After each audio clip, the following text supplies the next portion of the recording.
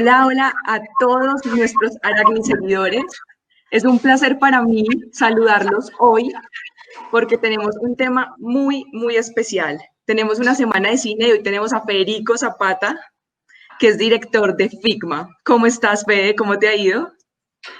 Hola, no, pues bastante bien. Yo creo que espacios como estos empiezan a hacer que la salvaje esperanza, que es nuestro tema de este año para la Feria Internacional de Cine, pues retumbe en muchas otras latitudes. Y entonces gracias por esta bella invitación.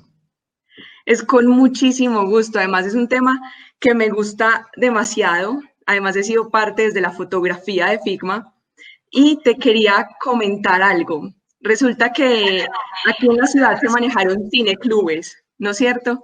Entonces tú tuviste, por ejemplo, el Gato Pardo y hubo muchos otros y te quisiera como que iniciáramos con esa parte, con todo lo del cineclub, con todo este movimiento que ha tenido la ciudad a nivel audiovisual.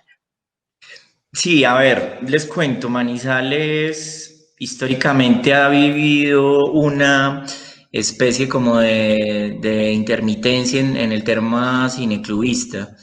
La ciudad ha vivido eso, oleadas de gente muy valiosa que se ha encontrado en esa especie de amor colectivo por el cine, gente muy importante para la movida cultural de la ciudad, pues del nivel de Octavio Arbeláez, por ejemplo, de Octavio Escobar, gente que siendo muy joven, podríamos decir que sus inicios en el arte fueron desde el cine, y esa especie de latencia especial llegó a consolidar a Manizales como uno de los referentes cineclubistas más importantes de Colombia, porque fue uno de los cineclubes que llegó a tener una sede propia.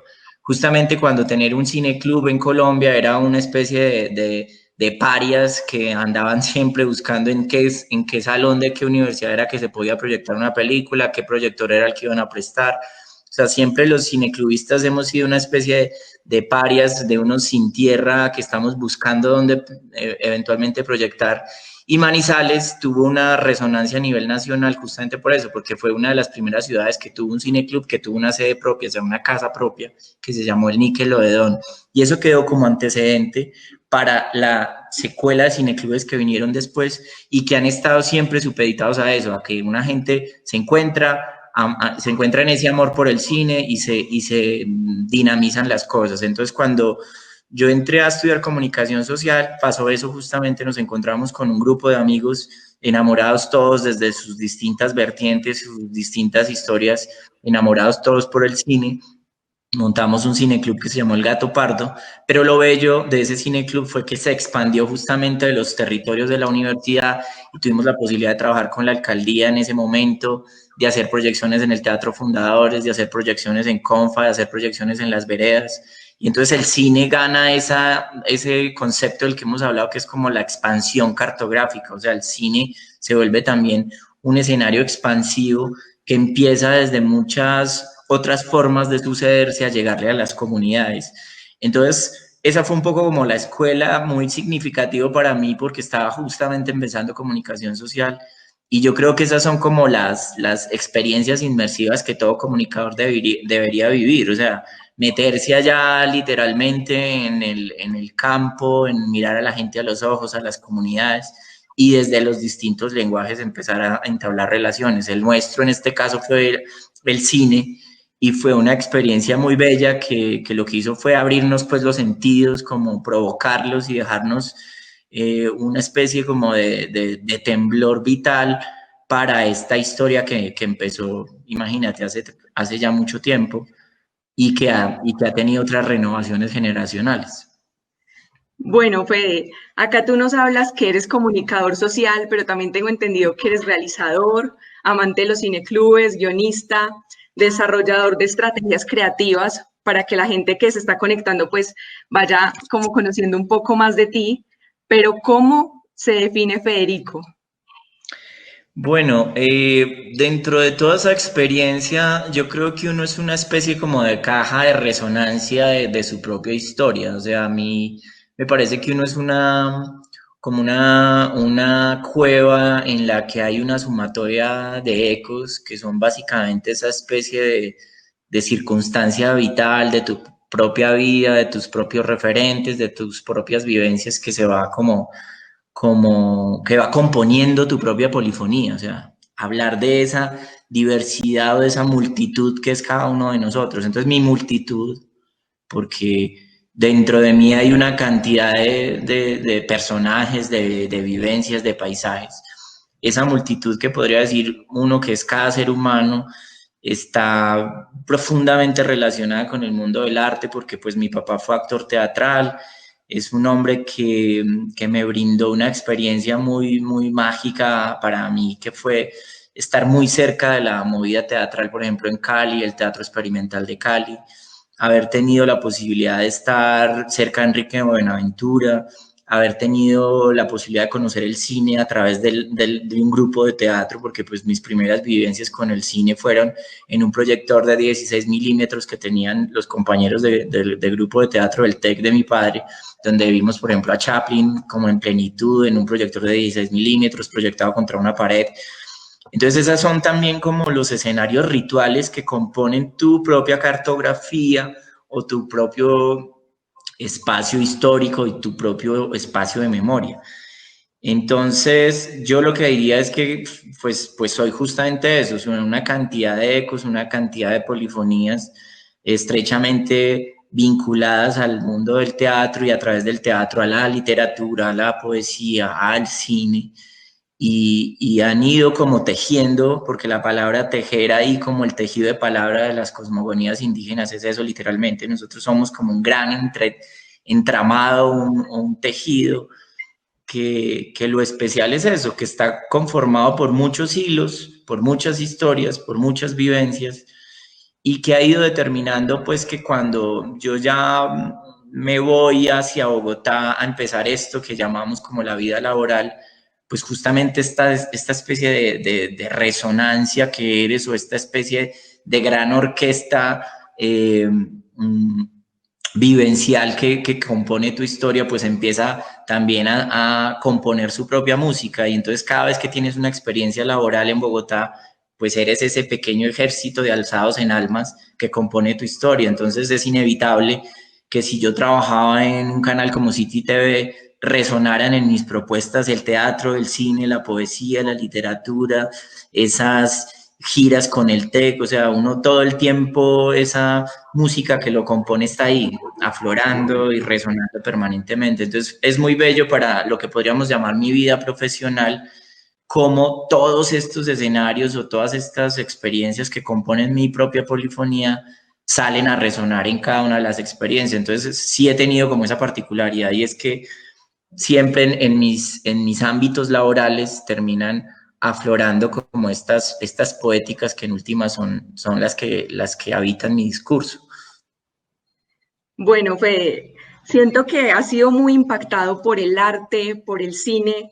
¿Y tú qué piensas ahora de los jóvenes? ¿Qué importancia tienen los jóvenes en este momento alrededor del cine?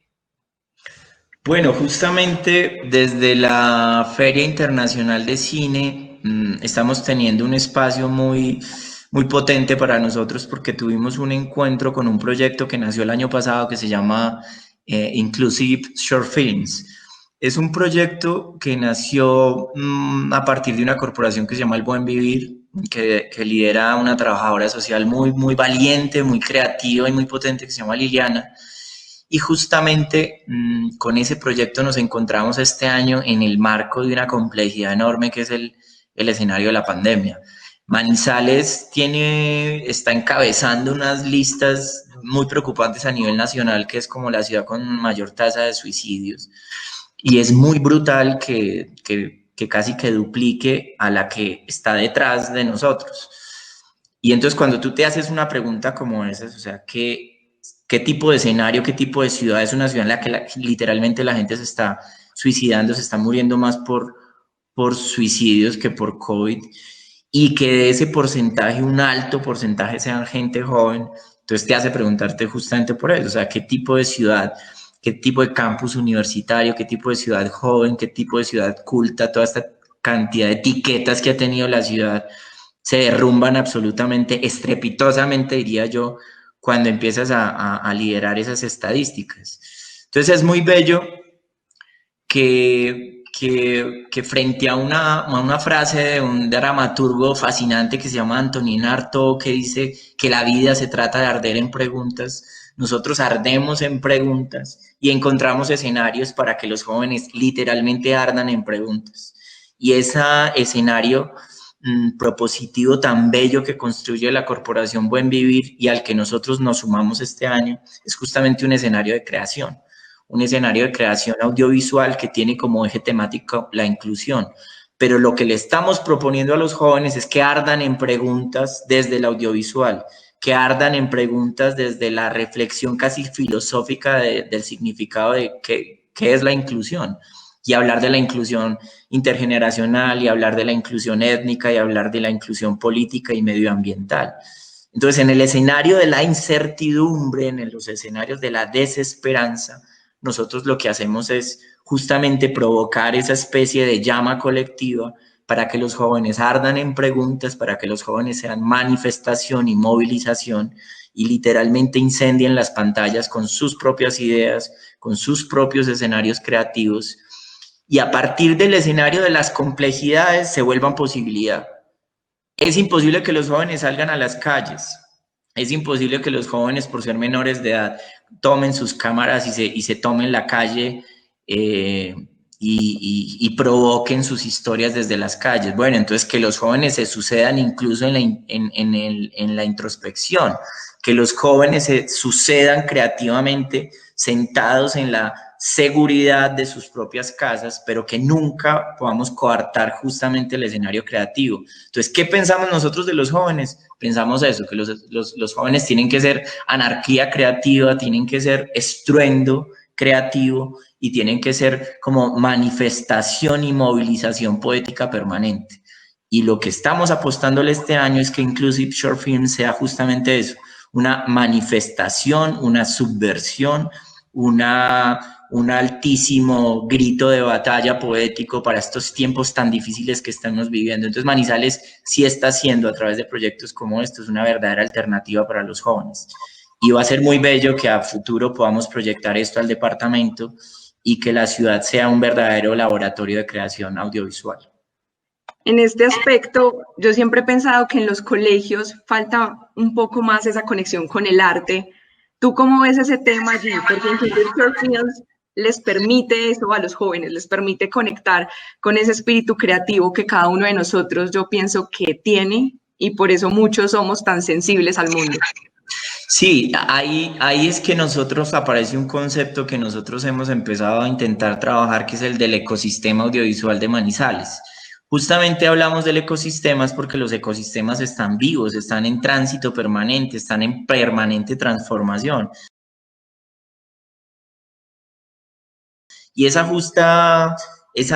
transformación permanente y esa especie como de diálogo entre todos los elementos que lo componen tiene que ver con eso. Entonces, para nosotros es fundamental que los jóvenes vean cine, porque para hacer cine hay que ver cine, eso es inevitable, es una necesidad vital para cualquier narrador audiovisual poder ver cine y tener unos referentes.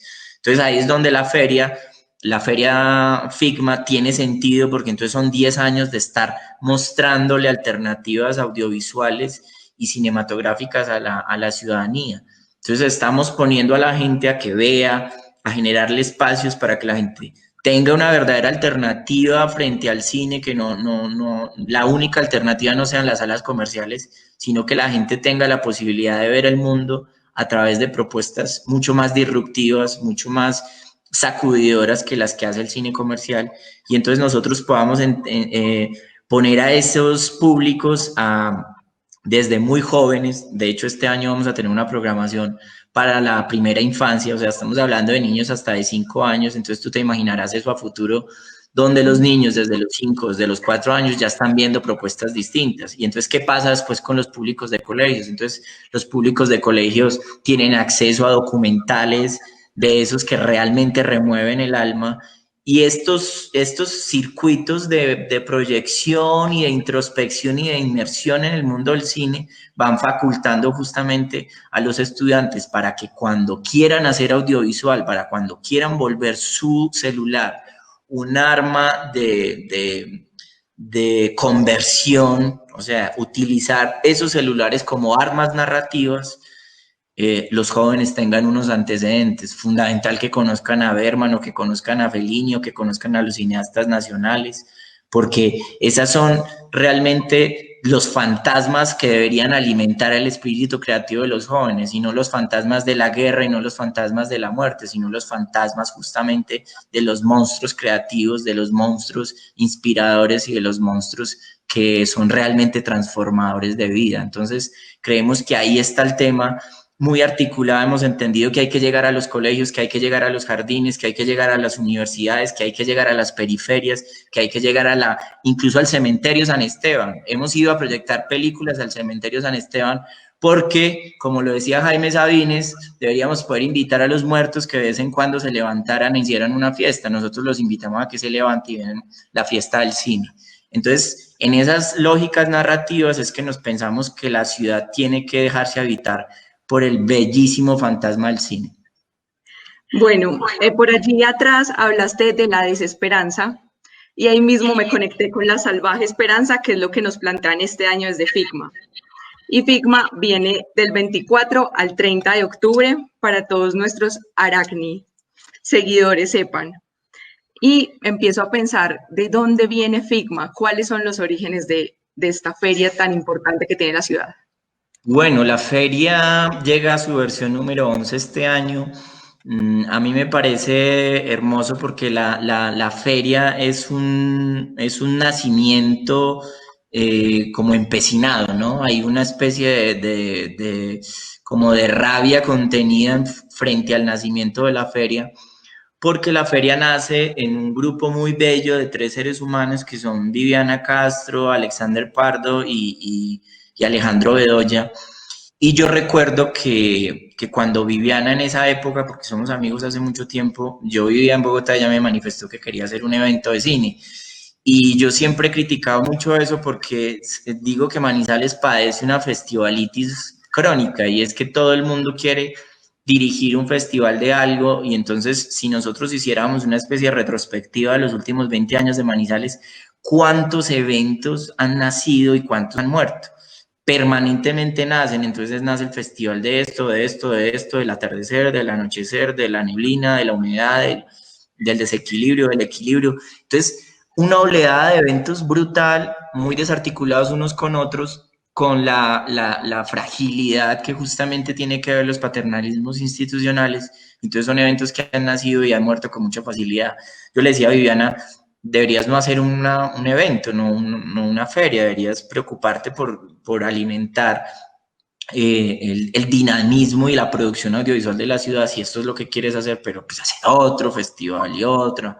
Y ella se empecinó, por eso digo que es como una necesidad imperativa que ella tenía, se empecinó en hacerla. Y pues miren hoy llegamos a la versión número 11 de la feria. La feria ha sido un enorme electrocardiograma poético porque ha tenido unas altas y unas bajas brutales, abismales, como la pérdida incluso de ese anillo de afectos que fue la feria en su nacimiento, y fue que Alejo dejara de estar y dejara de acompañarnos en esta especie de escenario. Yo siempre hablo de él como nuestro jinete de ballenas, porque es una especie de metáfora de acompañamiento energético que le hace siempre a la feria.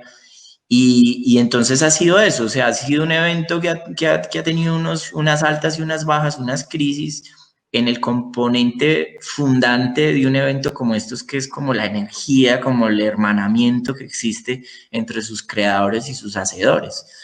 Y fue un tiempo muy difícil, del cual Viviana no intentó sobreponerse, y eso tuvo que ver un poco con mi regreso a la ciudad y una especie como de otra persona, de otra perspectiva, de otra energía. Ellos estaban muy debilitados emocionalmente, estaban muy agrietados, y Diana Castellanos, que también hubo una especie de convergencia ahí, pues entramos a formar parte del equipo y de ese nuevo momento de la feria. Entonces, estas 2 últimas ediciones y esta de este año, que será la tercera, que yo dirijo y a la que Diana hace la curaduría, pues ha sido eso, como una especie como de un proceso de sanación también de la feria como evento, y hemos venido todos sanando, porque nosotros también traemos nuestras propias heridas, nosotros también traemos nuestros propios resquebrajamientos, y entonces es muy brutal hablar este año de la feria porque nosotros nos reunimos en enero a pensar cuál iba a ser el tema de la feria de este año. Y cuando lo hablamos, dijimos, es necesario dignificar y visibilizar estas especies de pequeñas movilizaciones que se están dando en el mundo. ¿Cómo es que la gente está defendiendo la humanidad? Porque es que aquí hay un sector del planeta que realmente está batallando en defensa de la humanidad.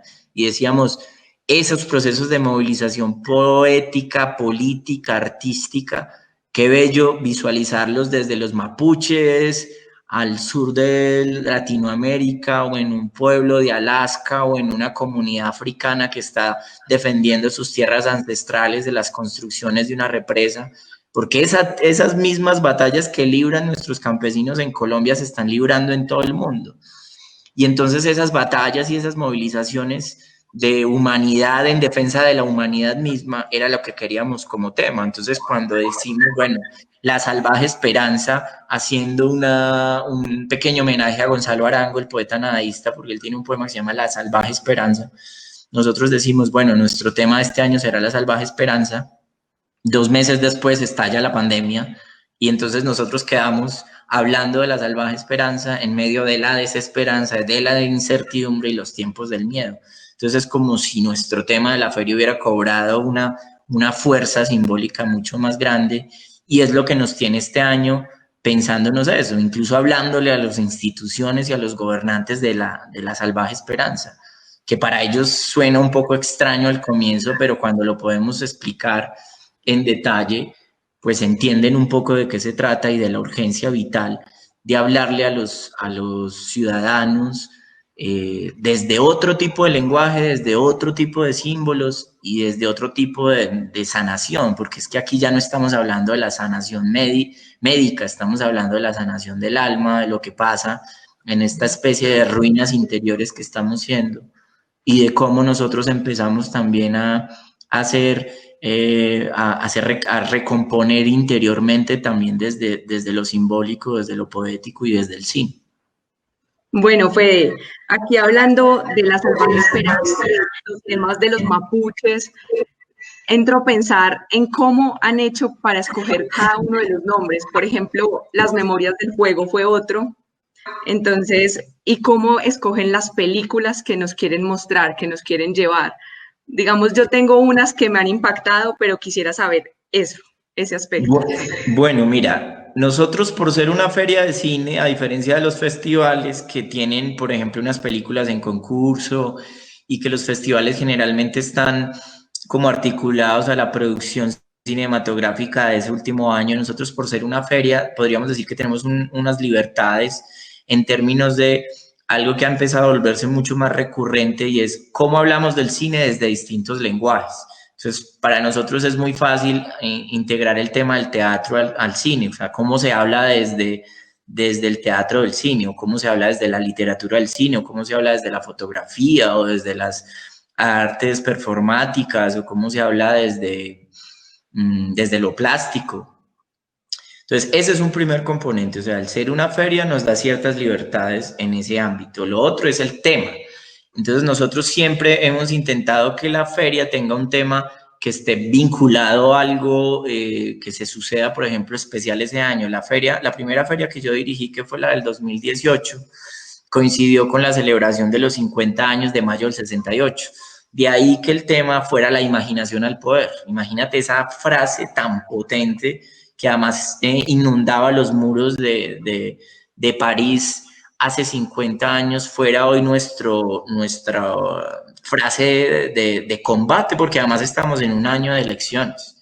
Entonces ustedes se imaginarán en un año de elecciones donde resultó elegido Duque, que nosotros estuviéramos gritando simbólicamente a los 4 vientos que la imaginación debía tomarse el poder. Y esa era realmente nuestra provocación, o sea, que la imaginación debería ser quien nos gobernara, no los tipos que nos gobiernan.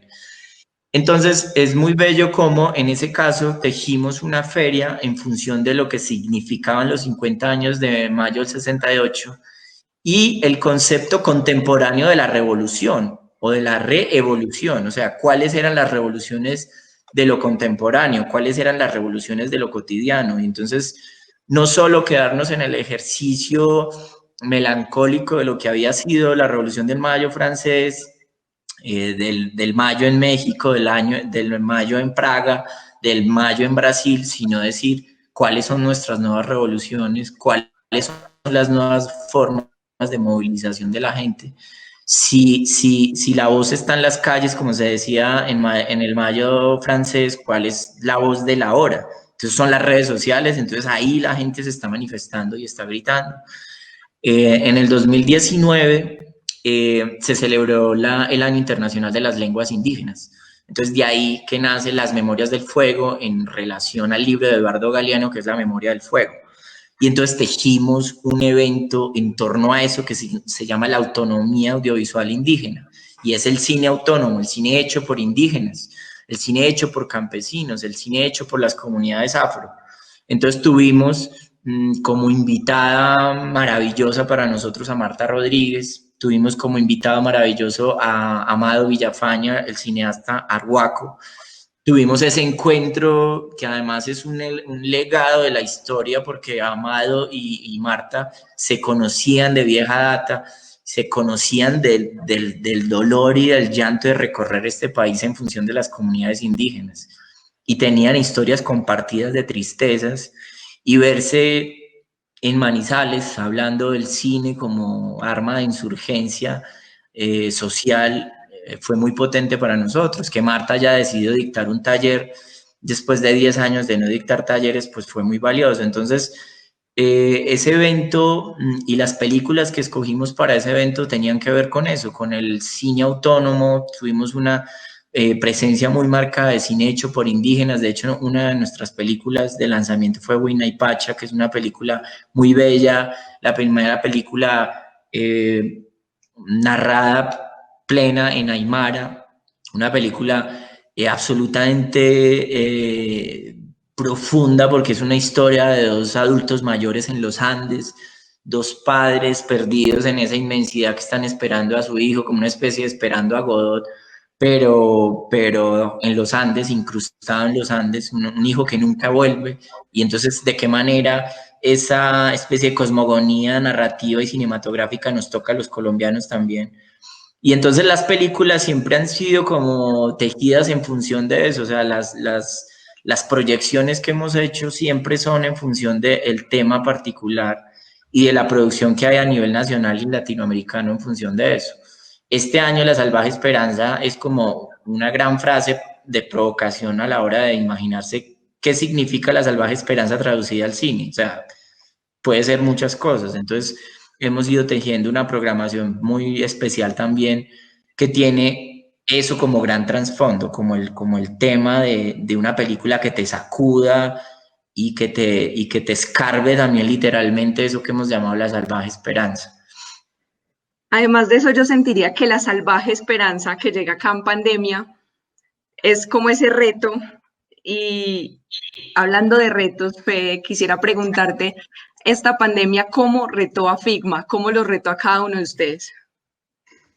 Bueno, yo creo que lo primero interesante que pasó, súper circunstancial, fue que Sin Espiral, que además es como otra de nuestras plataformas del ecosistema audiovisual del que hablábamos, Sin Espiral, la sala de cine independiente, otro de los modelos a nivel nacional, analizado por toda la industria del cine de Colombia, porque es un modelo autónomo, un modelo de circuito de cine independiente, que además se volvió un espacio para lo académico. O sea, mucha gente del país tiene a Sin Espiral en su corazón por lo que significó como espacio de autonomía.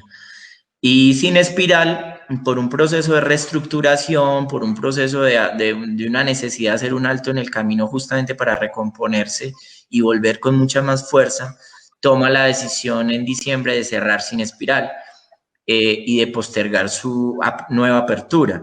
Entonces fue como uno anticiparse a la pandemia de manera muy loca, porque pues si no se hubiera tomado esa decisión en ese momento, pues habría sido muy delicado para Sin Espiral afrontar la pandemia. Muy, muy delicado. O sea, no sé si ustedes conocen Tonalá en Bogotá, que es una franquicia mexicana que tenía muchísima fuerza en Bogotá porque tenían un bar, un restaurante, y ellos terminaron quebrando y cerrando.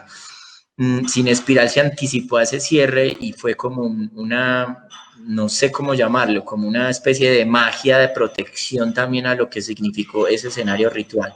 Nosotros en enero, como les dije ahora, tomamos la decisión de la Salvaje Esperanza, y cuando nos lanzamos a pensar la feria, uno de los primeros determinantes que hablamos en el equipo de trabajo es: nosotros no nos vamos a poder suceder solo en la virtualidad. O sea, nosotros tenemos que encontrar la manera ritual de tomarnos las calles o de ser posibilidad en el escenario de las imposibilidades, como decíamos ahora. O sea, tiene que haber la manera de que en el espacio público pase algo.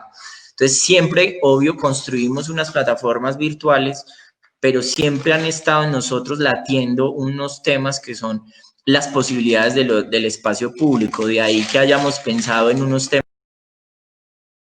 temas de ir a los barrios que hemos llamado el cine, los universos barriales, que tiene que ver justamente con una cita que yo siempre hablo de Paulo Freire, de la escuela sin muros. Entonces, ¿qué significaría el cine sin muros? ¿Qué significaría un cine que salta las calles, que se toma las esquinas, que llega a los barrios, que en el marco de esta especie como de encierro y de pandemia, fluye por las calles como si fuera una especie de antídoto contra la pandemia, contra el encierro, contra los fantasmas que nos habitan como ciudadanos del mundo, y el cine llegará ahí a sucederse por encima de lo que nos han dicho que no se puede. Entonces el cine va a los barrios, el cine se toma justamente los espacios públicos para que la gente se asome desde las ventanas, desde las terrazas, desde las escaleras de las casas sin ponerse en riesgo,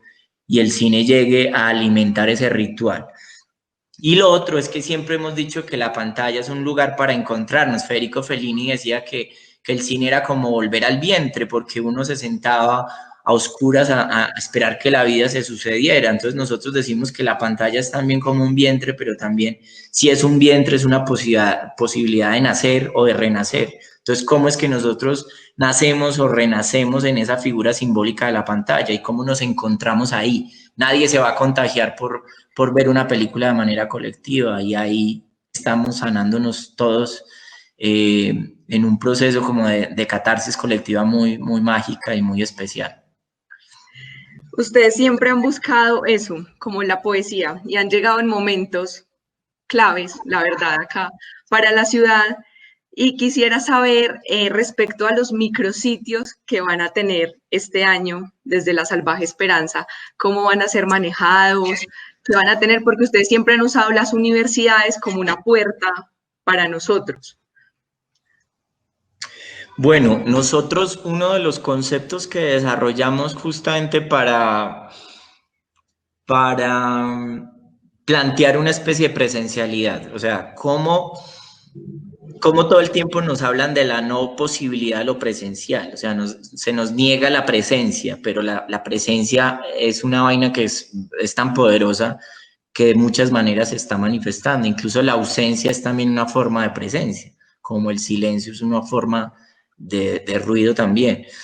Y entonces en esa construcción de presencialidades, porque son colectivas, son grupales, son muchas, en esas estructuras presenciales, nosotros elaboramos un esquema que hemos llamado universos. Entonces, la mejor forma de habitar las universidades era desde los universos.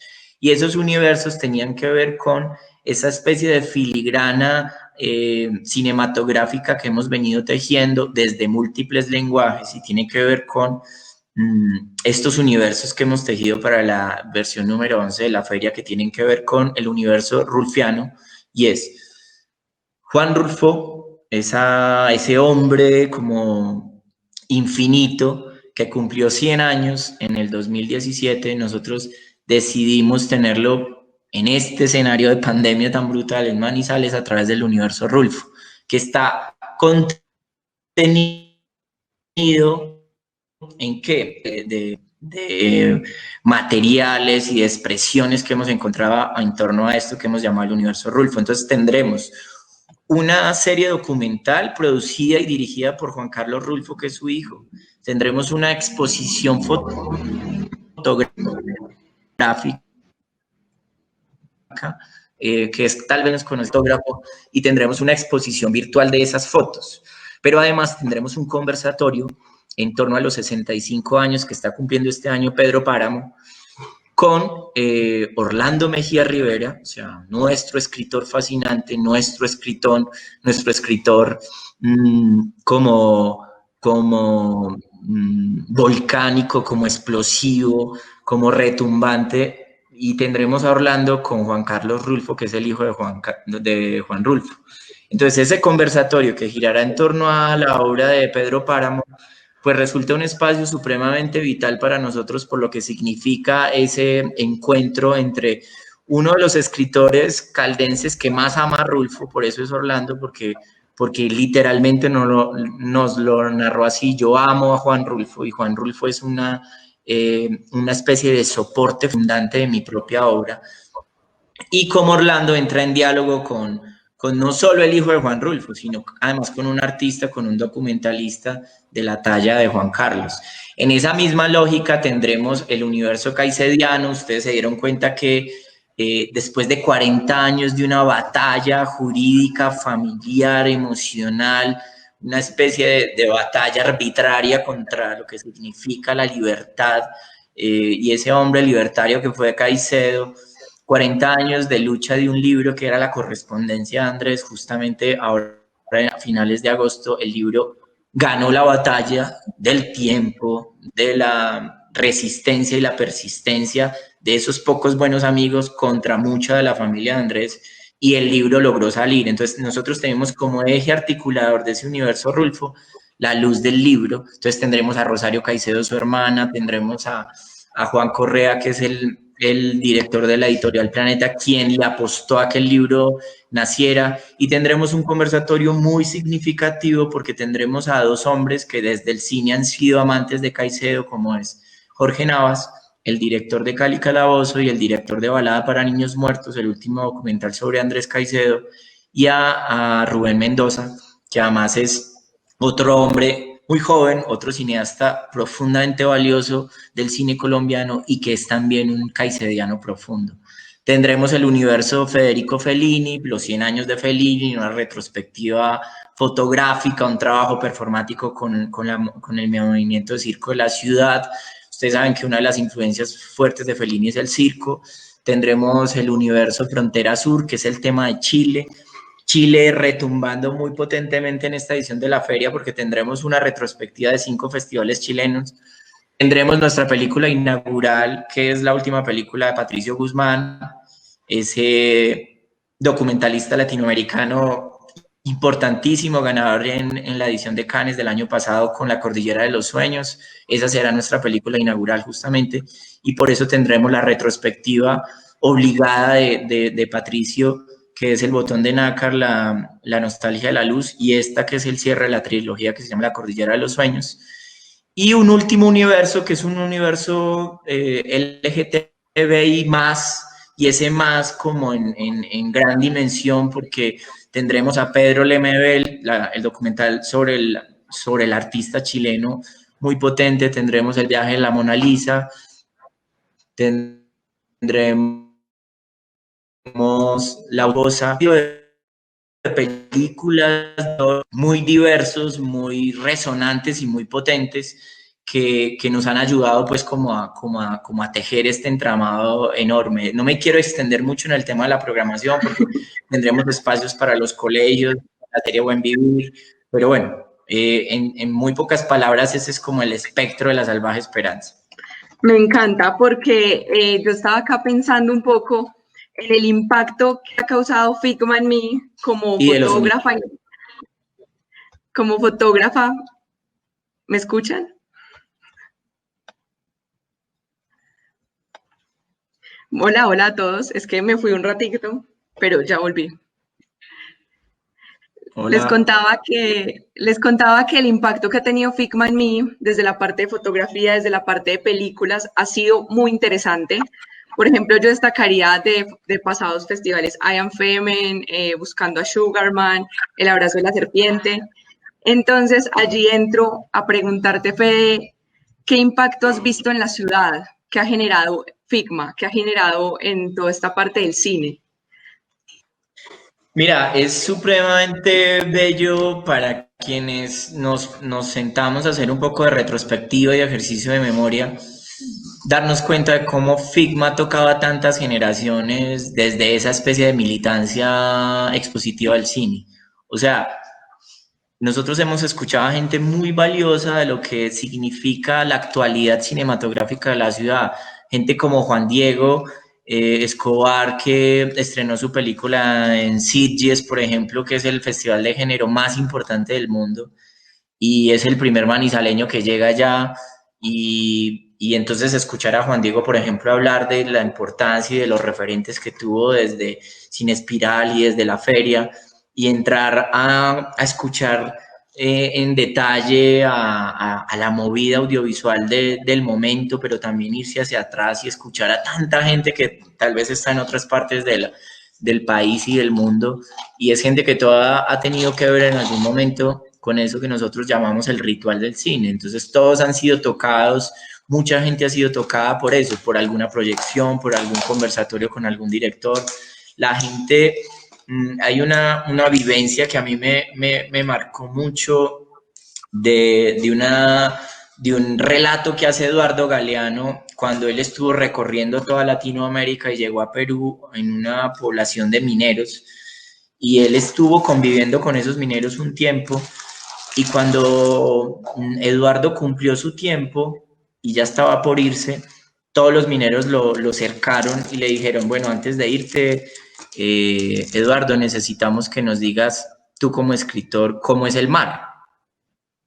Y entonces Eduardo Galeano dice que tuvo por primera vez el reto fundamental de hacer que los hombres, esos mineros que tal vez nunca iban a conocer el mar, a través de las palabras fueran mojados por el mar.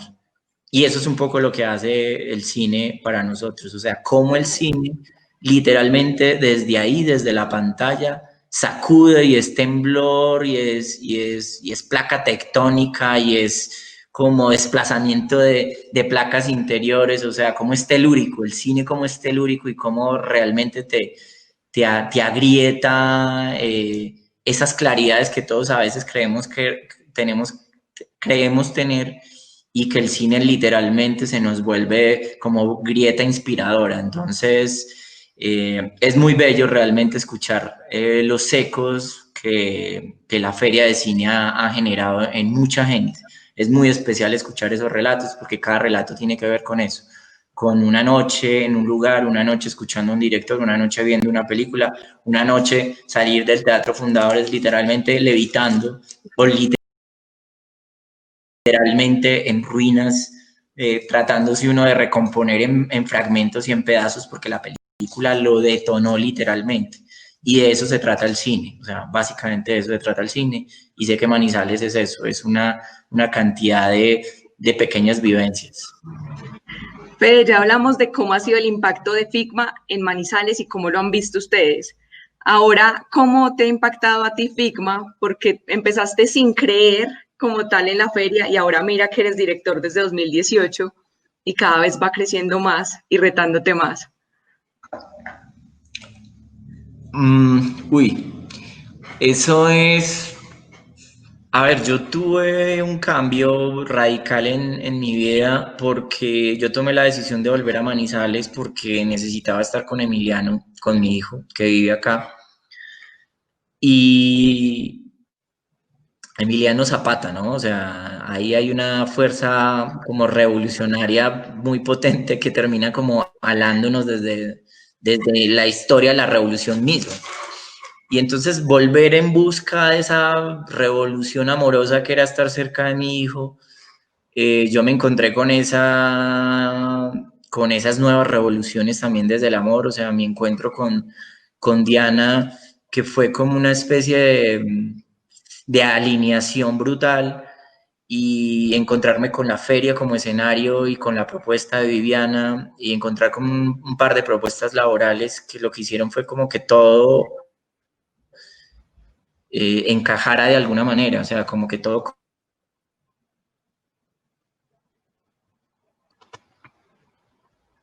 Y entonces, en esa especie de alineación, que no se trata como de lo armónico, no, o sea, precisamente en disturbio permanente, que eso es como lo que nos agita a nosotros interiormente, como la alternancia, como lo que no está definido. Haber vuelto a reconocer esta ciudad, porque yo siempre fui muy crítico de Manizales, y entender que volver a Manizales, a leer estas ciudades, de caminarla, desde entender cuál era el nuevo concepto de la ciudad, de ver tanta movilización artística y cultural, de ver tantos colectivos, de ver a tanta gente batallándola, pues me hizo a mí como construir una nueva Manizales en mi imaginario. Y esa nueva Manizales estaba habitada de manera muy profunda por Emiliano, por Diana, por la feria, por encontrar en Viviana y Alex esa especie como de complicidad también desde el cine, encontrar ese activismo fascinante de Cine Espiral, encontrar a la feria con sus altas y sus bajas ahí, como sobreviviendo, como latiendo, como en ese constante resonar, terminó justamente a mí también reinventándome, ¿no? O sea, el proceso de construcción, de deconstrucción y de construcción propia terminó siendo eso, o sea, muy bella esa forma de entender que a través de la grieta es donde uno ve la luz, como se dice, y a través de esa grieta y esa luz, que para mí no es la luz sino de otra cosa que el proyector cinematográfico, o sea, cuál es esa fuerza convocante de esa luz que uno ve a través de la grieta, pues justamente desde el concepto de la grieta misma, como el principio también de la vida, o sea, la grieta se sucede como en la guerra, y lo más bello de la vida es cuando la vida lucha por resurgir justamente de los escombros. Entonces es como si yo hubiera tenido una especie de batallar permanente y hubiera sido eso, derrumbamiento absoluto, y se hubiera recompuesto todo. Entonces hay una doble metáfora de renacer para mí en esa decisión de volver a Manizales y en esa decisión de asumir la dirección también de la feria y todo lo que eso implicó para mí en términos personales. Bueno, pues ya casi se nos acaba el tiempo, entonces tengo por acá otro par de preguntas. Y es, ¿qué expectativas tienen ustedes de la Salvaje Esperanza este año? Bueno, las expectativas tienen que ver con que la salvaje esperanza habite a la gente, o sea, que esa especie de rugido del que tanto hablamos realmente colme como los caminos, las brechas, los paisajes que cada uno de nosotros es.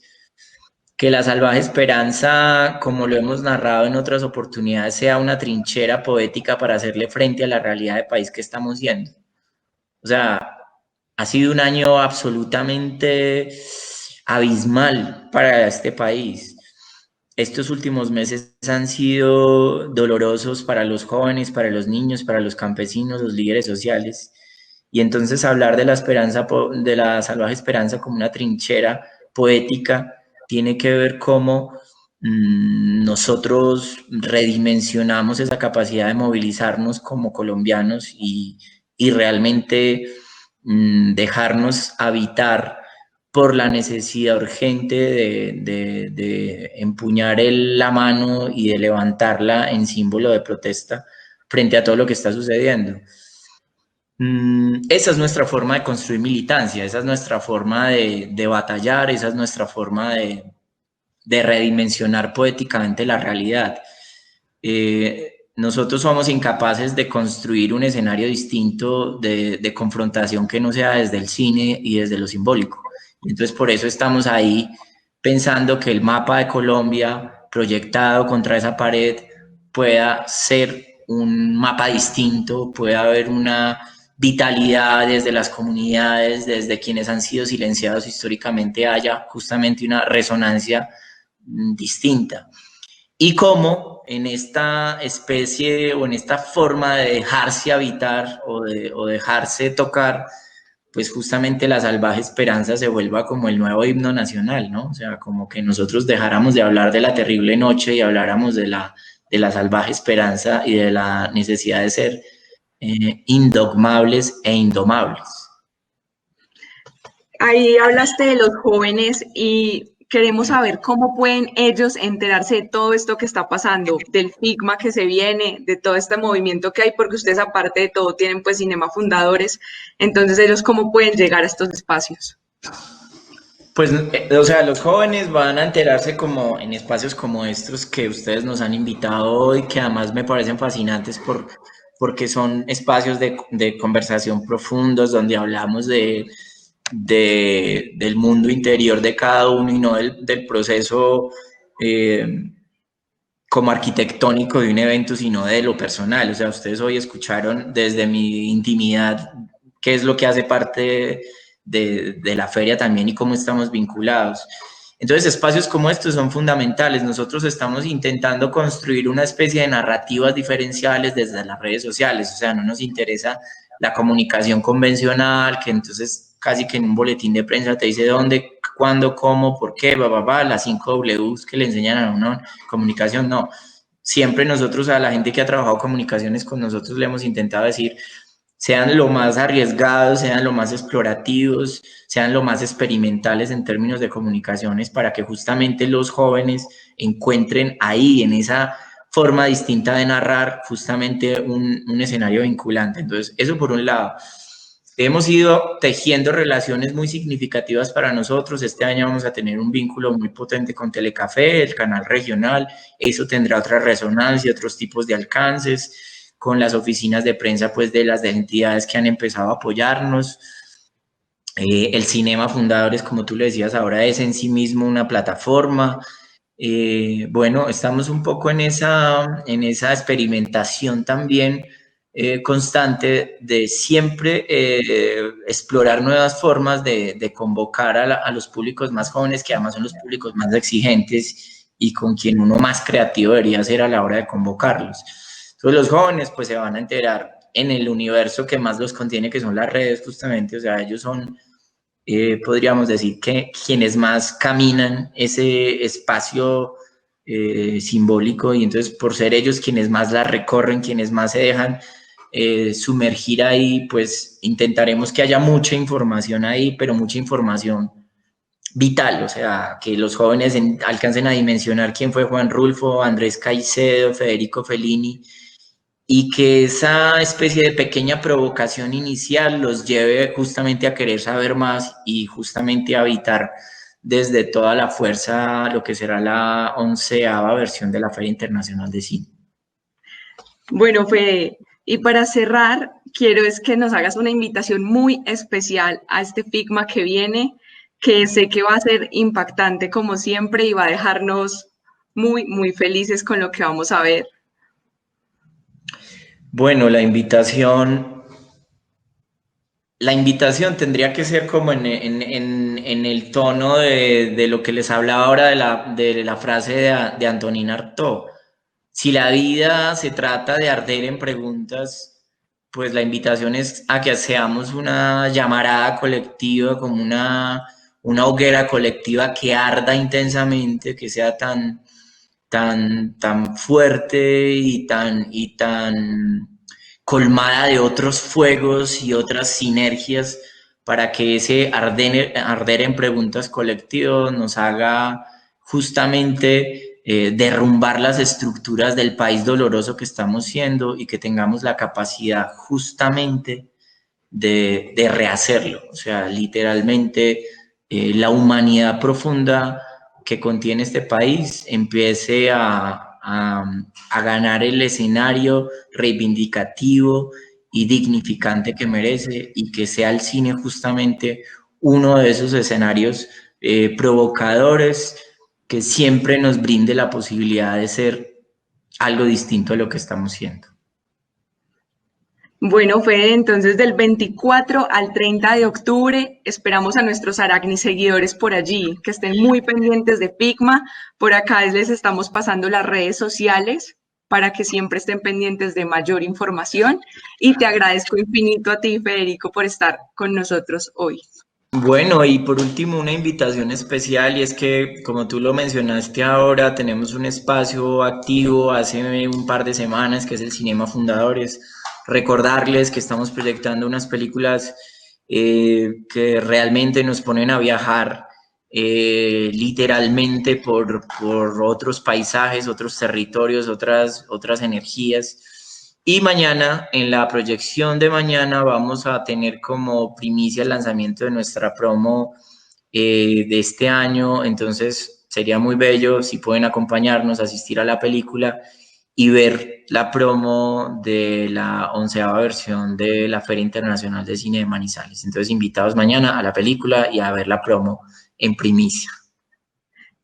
Entonces, con esta invitación nos despedimos y les agradecemos a todos los que estuvieron conectados y pendientes de esta transmisión y seguiremos rotando por acá muchas cosas de Figma para que estén muy pendientes.